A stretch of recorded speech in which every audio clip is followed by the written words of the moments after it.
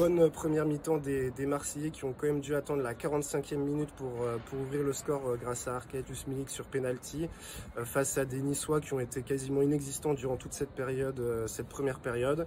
Christophe Galtier peut regretter le manque d'entrain de ses joueurs qui auraient pu venir beaucoup plus bousculer les Marseillais en première mi-temps. Et en deuxième mi-temps, ça s'est complètement inversé avec des Marseillais qui ont progressivement reculé face à des Niçois beaucoup plus en jambes.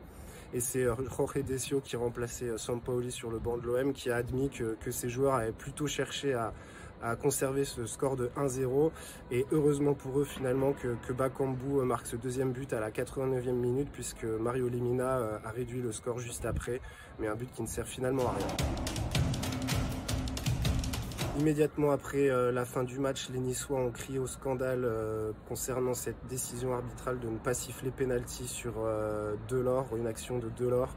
L'attaquant niçois part au duel aérien avec Saliba. Il estime que Saliba le touche.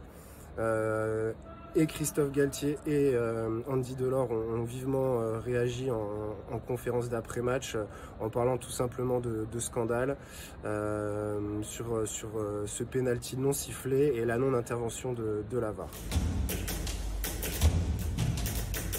On n'a pas vu Amine Gouiri dimanche soir au stade Vélodrome, l'attaquant niçois qui avait fait pourtant énormément de mal aux Marseillais sur leur première confrontation depuis le début de la saison et notamment en Coupe de France lors de l'élimination de l'OM début février. Mais cette fois, on ne l'a pas vu donc ce dimanche soir au Vélodrome. Peut-être à cause de ce coup de tête rapidement reçu de Saliba, involontairement bien évidemment, dès la 15e minute.